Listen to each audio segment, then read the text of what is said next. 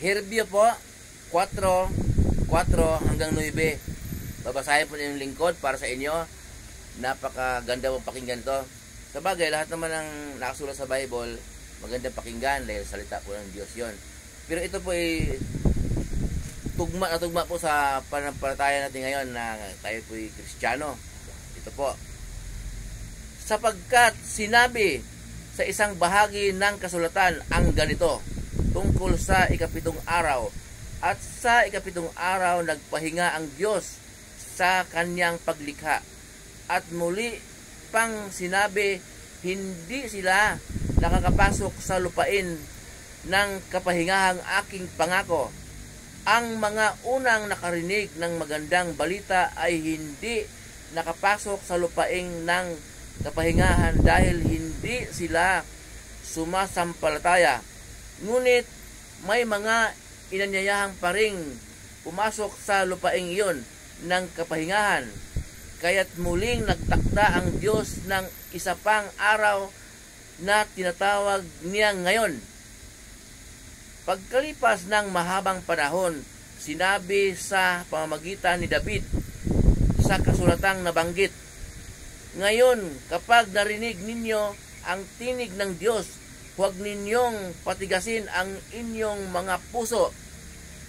Kung ang mga tao noon ay nabigyan ni Josue ng lubos na kapahingahan, hindi na sana ipinangako pa ng Diyos ang tungkol sa isa pang araw na kapahingahan.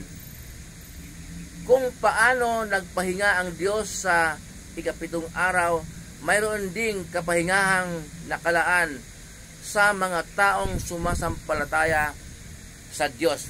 Yun po ang nauna pong pinost ng lingkod na yung sa Mateo 11:28 po, yung sinabi ng ating Panginoong Hesus na lumapit kayo sa akin, kayong mga nabibigatan at lubhang nahihirapan sa inyong pasanin, at pagpapahingahin ko kayo.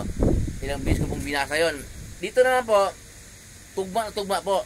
Ang sabi ng ating Diyos na makapangyarihan sa lahat, hindi raw sapagkat sinabi sa isang bahagi ng kasulatan ang ganito tungkol sa ikapitong araw, at sa ikapitong araw nagpahinga ang Diyos sa kanyang paglikha.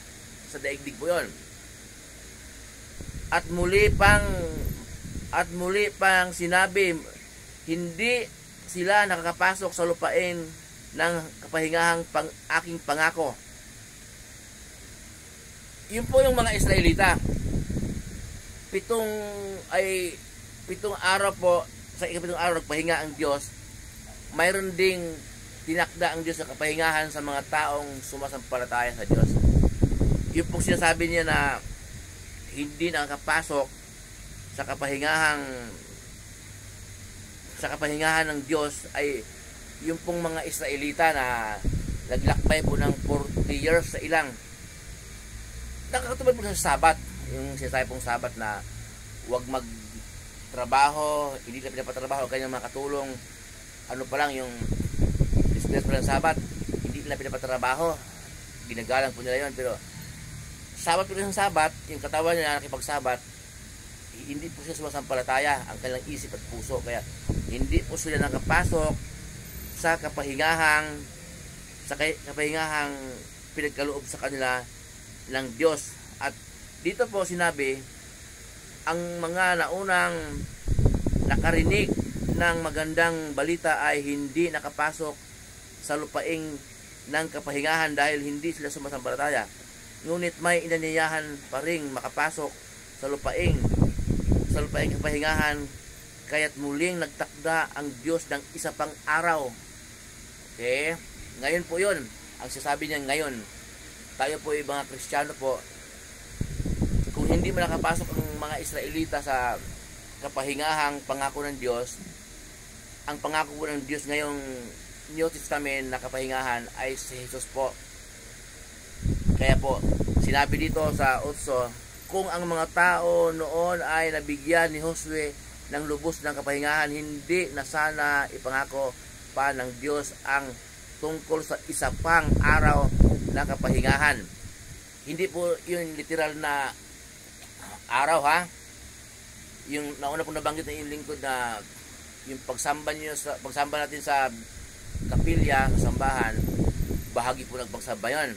Bahagi ng pagsamba, pero hindi lahat po doon sumasamba. Oo, yung katawan na nandoon umatin.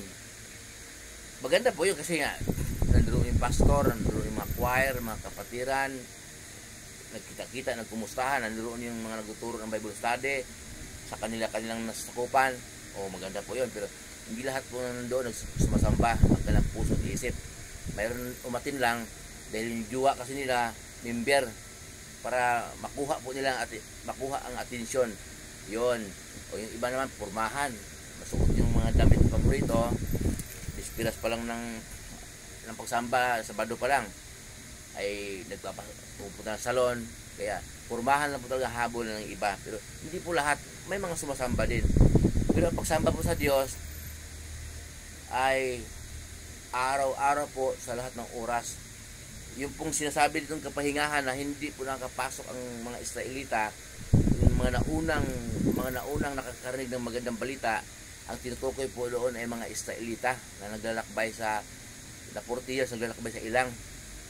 Tayo po ngayon panahon ni Jesus ay sinabi po ng Diyos Ama makapangyarihan sa lahat, tinig po mula sa langit. Mababasa po natin sa Mateo 17:5, ito ang minamahal kong anak na lubos kong kinalulugdan, pakinggan ninyo siya. Si Jesus pong tinutukoy niyang anak, pakinggan daw po natin. Turo po ni Jesus ating pakinggan. Mga turo ni Jesus po ang ating pakinggan. Kapag may nandig po kayo nangangaral, pakinggan po ninyo kung turo ba ni Jesus ang kanyang pinapangaral. Sa Diyos po yan. Ang sabi po ng Diyos dito ay muli siyang takda pang isa pang araw ng kapahingahan.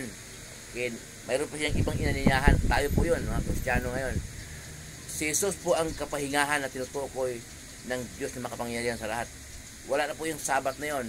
Wala na po yung dito po sa New Testament, ang tinutukoy niyang kapahingahan.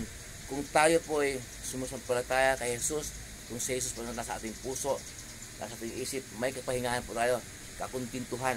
Hindi po tayo makakaisip na maguguluhan, ano mang problema, kung may problema man, madaling masolusyonan dahil manampalataya ka. Hindi ka na makapag-isip na manglamang ka pa sa kapwa, manggulang ka pa tungkol sa mga anumang bagay, pera man o anuman yun. Tayo po may kasiyahan, may kapahingahan. Hindi po pahinga na tambay ka lang ha, ayaw mag-work, gusto mong pahinga kasi nga yung turo dito, hindi po, ibang pahinga yon. Yung walang kaguluhan sa isip, kuntinto ka, kahit na may negosyo ka, ayon sa kalooban ng Diyos, kahit nasa hanap buhay ka, lumalakad ka sa turo ng Panginoong Hesus, may kapahingahan ka. Muli pong yung lingkod, si Siproy, pagkapalain po tayo ng Diyos, mabuhay po tayong lahat.